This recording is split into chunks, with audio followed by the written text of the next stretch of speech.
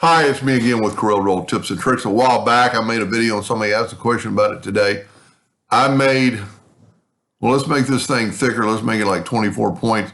And then we can go right here and pick dots. And I've actually got it set on round end cap. That is his question. How can you make it go from that to round end caps?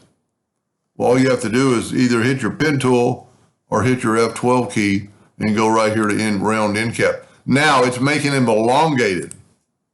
So they are round. The other way to do it, well, there's actually two ways you could do it.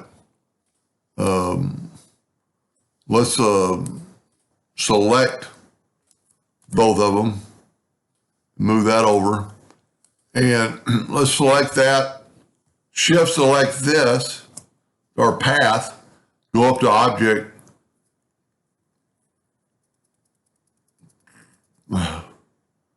fit objects to path, and we're going to do like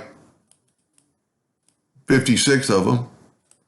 It's going to take just a second because Corel's having to do a lot of work to put these on a path. So now you got round dots, and then you could actually take your path away and you'd have round dots, and they're all pretty even. The other way to do it would be to make two of these. Let's close that down and go up and blend. Let's select them all, apply. Let's blend, oh no, I have too many. Let's blend, what do we do, 56 or so? Hit apply, new path, put it on the path, blend along full path, and because they're a circle, you don't have to rotate them. So you get the same effect. You know, text to path, put this in the middle where blend separated that. So this, in this case, this scenario would be a little bit better.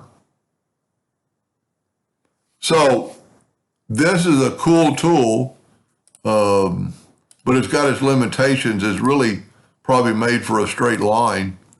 But if you hit F12 and make it another, dotted, see now they're so close together that they're not really recognizable. So there you go.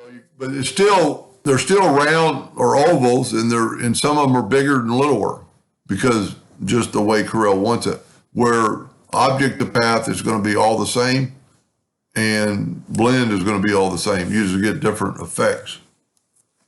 Anyway, I hope that answered his question, and thank you for watching.